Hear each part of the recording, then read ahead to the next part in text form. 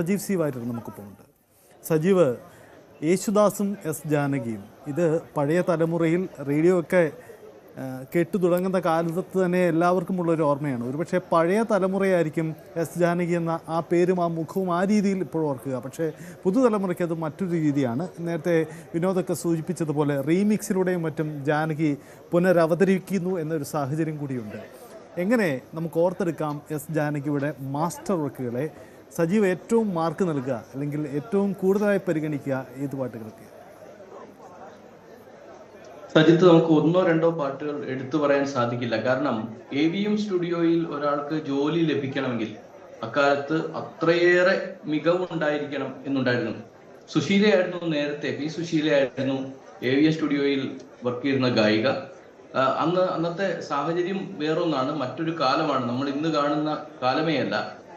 അതുകൊണ്ട് പാട്ടുകൾ ഉണ്ടാകുന്നതും പാട്ടുകൾ ഒരുപക്ഷെ ആളുകൾ കേൾക്കുന്നതും അതുപോലെ ഒരു ഗായികയ്ക്കോ ഗായകനോ കയറി വരാവുന്ന ഒരു സാഹചര്യം ഒരുങ്ങുന്നതും എല്ലാം തന്നെ മറ്റൊരു തരത്തിലായിരുന്നു. ലൈവ് റെക്കോർഡിംഗ് എന്ന് പറയുന്ന വളരെ ബുദ്ധിമുട്ടുള്ള അതായത് നമ്മൾ ലളിതഗാന വേദികളിലൊക്കെ കാണുന്ന പോലെ ഒരാൾ വന്നത് മൈക്കിന് മുമ്പിൽ പാടുകയാണ്. ആ പാടുന്നതിന്റെ കൂടെ എല്ലാ പക്കമേളവും, അതായത് എല്ലാ വാദ്യവൃന്ദവും ഒപ്പം ഉണ്ടാകും. എല്ലാവരും ഒരേപോലെ ഒരേ മനസ്സോടെ പെർഫോം ചെയ്താൽ മാത്രം റെക്കോർഡ് ചെയ്യാൻ സാധിക്കുന്ന ഒന്നാണ് അന്നത്തെ റെക്കോർഡിംഗ്.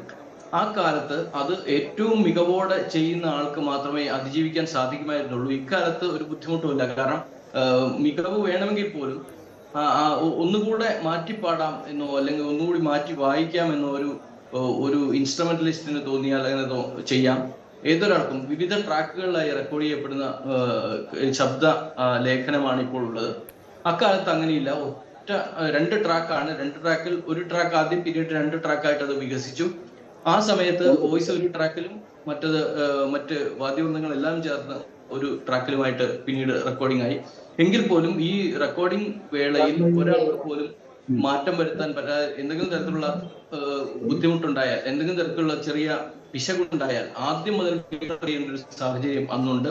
ആ സാഹചര്യത്തിൽ എസ് ജാനകി എന്ന് പറയുന്ന ഗായിക എത്രയോ എന്താ പറയാ, ഈ ഇന്ത്യയിലെ ഏറ്റവും മികച്ച ഗായികമാർക്ക് മാത്രം ലഭിക്കുമായിരുന്ന സ്ഥാനമാണ് AVM സ്റ്റുഡിയോയിലെ ഗായിക എന്ന പദവി. അത് P. സുശീല അവിടെ നിന്ന് ഒഴിഞ്ഞ ശേഷമാണ് എസ് ജാനകി അവിടെ വരുന്നത്. എസ് ജാനകി വന്ന ശേഷം വളരെ പെട്ടെന്ന് തന്നെ അവർ തെന്നിന്ത്യൻ സിനിമാ ലോകത്തേക്ക് വലിയൊരു തരംഗമായി മാറുന്ന കാഴ്ചയാണ് നമ്മൾ കണ്ടത്. ഏറെ പാട്ടുകളുണ്ട്. പാട്ടുകളെ പറ്റി പറഞ്ഞാൽ നമുക്ക് ഒരു വലിയ തിരമാല പോലെ പാട്ടുകൾ വന്നുകൊണ്ടിരിക്കും. ഗോപിക എന്നിവരിലാണെങ്കിലും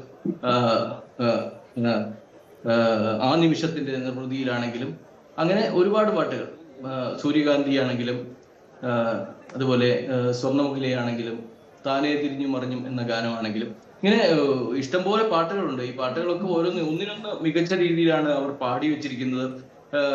എനിക്ക് തോന്നിയത് അവരുടെ ശബ്ദത്തിലെ ഭാവം, അത് ഈ പറയുന്ന ലൈവ് റെക്കോർഡിങ്ങിന്റെ സമയത്ത് പോലും അവർ വളരെ കൃത്യമായി ഓരോ വാക്കിനും കൊടുക്കേണ്ട ഭാവങ്ങൾ അവർ വളരെ വൃത്തിയായി കൊടുത്തു എന്നുള്ളതാണ്. നേരത്തെ സജിത്ത് സൂചിപ്പിച്ച കാര്യമുണ്ട്, യേശുദാസും ജാനകിയും എന്ന ഒരു ദ്വന്ദ്വം.